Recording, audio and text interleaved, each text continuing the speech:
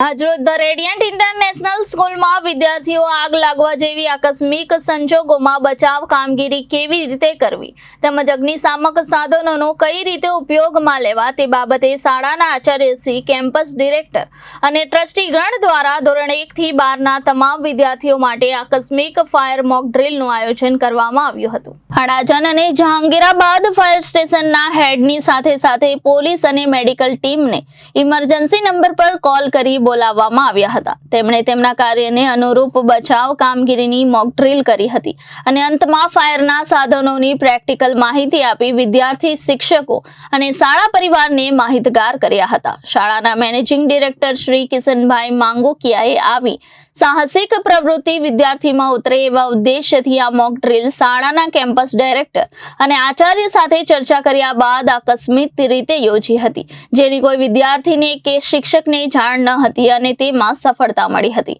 શાળાની આ પ્રવૃત્તિથી તમામ વાલીગણ ખૂબ જ ખુશ થયા અને શાળાના કાર્યને પ્રશંસનીય ગણાવ્યું હતું।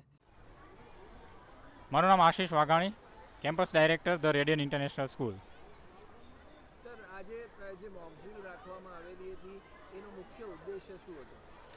આજકાલના ઝડપી યુગમાં જે આકસ્મિક ઘટનાઓ બની રહી છે એવી ઘટના ના બને અને બાળક એ બાબતે અવેર થાય અને વ્યવસ્થિત રીતે, સુરક્ષિત રીતે સંસ્થામાંથી અથવા કોઈ પણ જગ્યાએથી બહાર નીકળી શકે એ માટે માહિતગાર કરવા માટે હતો। કઈ બાબતો ઉપર ખાસ કરીને આજે મોક ડ્રીલમાં ધ્યાન આપવામાં આવેલું હતું? ખાસ કરીને મોક ડ્રીલમાં બાળકો દાદરમાંથી જ્યારે ઉતરે એ સમયે સેફટી રીતે ઉતરી શકે, લિફ્ટનો ઉપયોગ ના કરે અને ઉપરના જે પણ ફ્લોર્સ હોય એ ફ્લોરમાં કોઈ પણ બાળક કોઈ પણ જગ્યાએ મિસ ના થઈ ગયું અથવા કોઈ વોશરૂમમાં રહી ના ગયું હોય એ બાબતનું સૌથી વધારે ધ્યાન રાખવામાં આવ્યું હતું। આજે જે મોક ડ્રીલ હતી એ મોક ડ્રીલમાં કયા ધોરણના બાળકોએ ભાગ લીધો હતો? આ મોક ડ્રીલમાં આપણે પહેલા ધોરણથી લઈને 12મા ધોરણના બાળકોએ ભાગ લીધો હતો। ભવિષ્યમાં આ બાળકો સાથે આવી કોઈ ઘટના નહીં બને, આપણે સ્કૂલ તરફથી એવા કયા પ્રિકોશન્સ આગળ લીધા છે?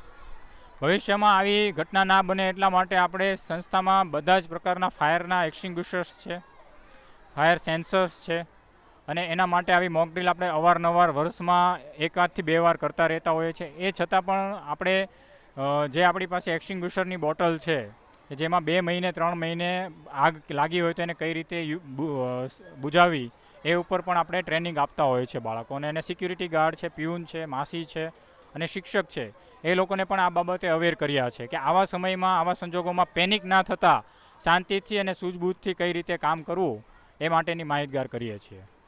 શાળાના કેમ્પસ ડિરેક્ટર તરીકે આપ વાલીઓને તથા શહેરીજનોને શું સંદેશ પાઠવશો?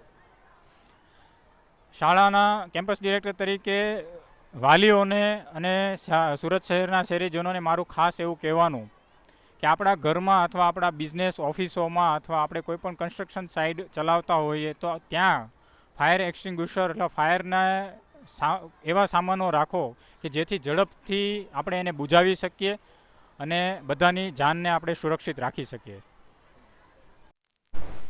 મારું નામ ડૉક્ટર વિરલ નાણાવટી છે। હું the Radiant International School Ugat canal road Jahangirabad ખાતે પ્રિન્સિપલ તરીકે કાર્યરત છું। સરકારશ્રીના પરિપત્ર મુજબ અને વધુમાં શાળાની અંદર અમારા દ્વારા ડિઝાસ્ટર મેનેજમેન્ટ તેમજ ફાયર સેફ્ટી 2016ના રૂલ્સ પ્રમાણે અમે દર વખતે મોક ડ્રીલ કરતા જ હોઈએ છીએ। થોડા દિવસો પહેલાં જે કંઈ બનાવો બન્યા, આગના બનાવો અને સ્કૂલ સત્ર જ્યારે અત્યારના શૈક્ષણિક સત્ર નવું શરૂ થઈ રહ્યું છે ત્યારે આ સત્રની અંદર સ્ટાર્ટિંગમાં જ બાળકો સેફટી વિશે અવેરનેસ મેળવે, પોતે પોતાના જીવના જોખમને બચાવે, પોતાનો જીવ કેવી રીતે જોખમમાં મૂક્યા વગર બહાર નીકળે એના માટે અમે રાંદેર, જહાંગીરાબાદ અને અડાજણ ફાયર સ્ટેશન વિભાગને મદદ માંગી અને એમની સાથે મોક ડ્રીલનું આયોજન કર્યું હતું। ખૂબ સારો રિસ્પોન્સ રહ્યો।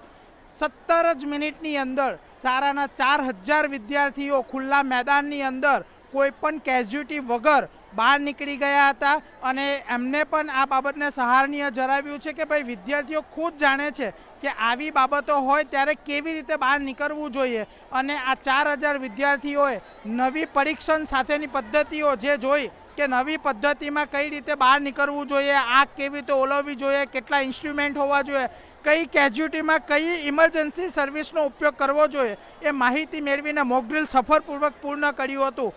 આ માટે શાળાના management trustee Shri Kishanbhai Mangukiya, campus director Ashishbhai Vaghani એ છેલ્લા કેટલાક દિવસોથી આવું રજૂઆત કરી રહ્યા હતા કે આવી મોક ડ્રિલ ખરેખર કરવી જોઈએ. વિદ્યાર્થીને ચોપડીનું જ્ઞાન સાથે સાથે વ્યવહારિક જ્ઞાન હશે તો એ લાઈફમાં પોતાના જીવનને સફળ બનાવી શકશે. સર, આજે પ્રી પ્રાઇમરીથી લઈને 12મા ધોરણ સુધીના બધાને જ આ શીખવાડ્યું, કારણ કે અકસ્માત કોઈ ધોરણ જોઈને કામ નથી કરતું. એટલે દરેક વિદ્યાર્થીને આજે કોઈ પણ જાતની ચેતવણી આપ્યા વગર, કોઈ પણ જાતની માહિતી આપ્યા વગર સીધું ફાયર અલાર્મ વગાડ્યું અને વિદ્યાર્થીને ખબર હતી કે ફાયર અલાર્મ વાગે એટલે મારે કઈ દિવાલ કયા દાદરથી બહાર નીકળવાનું રહેશે. મારું નામ કૃપાલસિંહ પ્રજ્ઞેન્દ્રસિંહ સોલંકી છે. હું ધ રેડિયન્ટ ઇન્ટરનેશનલ સ્કૂલમાં ધોરણ 11માં અભ્યાસ કરું છું. આજે તમારી સ્કૂલમાં મોક ડ્રિલ હતી એવું આપને ખબર હતી?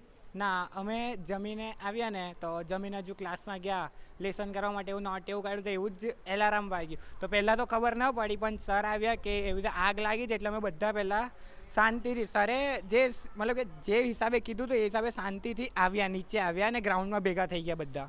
નીચે આવ્યા ત્યારે કેટલા વિદ્યાર્થીઓ એક સાથે નીચે આવ્યા અને ત્યારે તમને કેવો શરીરમાં ગભરાટ હતો? એવો ગભરાહટ નહોતો, પણ સ્કૂલ મેનેજમેન્ટ પર પૂરેપૂરો વિશ્વાસ હતો કે સ્કૂલ મેનેજમેન્ટ કશું જ નહીં થવા દે. પણ તો પણ પેલી એક બીક તો જે લાગે જ છે કે સમજી શકો છો તમે. આપ જ્યારે નીચે આવ્યા, આપને આજે ખબર પડી કે મોક ડ્રિલ છે, તો આ મોક ડ્રિલની અંદર શું શું શીખ્યા? સર, મોક ડ્રિલની અમને ઘણું બધું શીખવા મળ્યું છે. જેમ કે આજે ખબર પડી કે ફાયર એક્સટિંગ્યુશર પણ 2 પ્રકારના હોય છે. આની પહેલાં અમને નહોતી ખબર. બરાબર, તો શાળા મેનેજમેન્ટ દ્વારા આ ઘણો સારો પ્રયત્ન હતો બાળકોને શીખવવા માટેનો. ઘણું બધું જાણવા મળ્યું છે. શું શીખ્યા? તમારી સાથે જે વિદ્યાર્થીઓ હતા એને તમે શું સમજાવું તે વિશે પણ કહો. અમારી સાથે જે વિદ્યાર્થીઓ હતા તથા અમે લોકો એવું શીખ્યા કે સૌથી પહેલાં તો કોઈપણ જગ્યા હોય શાંત રહેવાનું, કોઈપણ જાતનો હલ્લો નહીં મચાવવાનો, ખોટી અફવાઓ નહીં ઉડાડવાની. પછી તમે શું કરી શકો છો, તમારે શું કરવું જોઈએ એ બધું પણ શીખવાડવામાં આવ્યું છે. ત્યારે અહીંયા ફાયર ઓફિસરો આગને બુઝાવવાનો પ્રયત્ન કરતા હતા ત્યારે તમને ગભરાટ હતી અથવા એની અંદર આપ શું શીખ્યા અને આપે પ્રેક્ટિકલ કરવાનું હોય તો આપ શું કરશો? ફાયર ઓફિસરો જ્યારે આગને ઓલવતા હતા ત્યારે એ જોઈને એક જુસ્સો ચડે કે હા, કે આ અમારે પણ આ શીખવા જેવી બાબત છે કે કોઈક વખત ઇમરજન્સીમાં કામ લાગે. એટલે અમે એ પૂરેપૂરો શીખવાનો પ્રયત્ન કરીએ છીએ. તથા એ લોકોને જોઈને એક અલગ જ જુસ્સો આવે છે કે આટલા ભયમાં પણ એ લોકો કેટલી શાંતિથી કામ કરે છે અને એમાં પાર પણ થાય છે. Reporter Hitesh Prajapati, Janadesh news, Surat.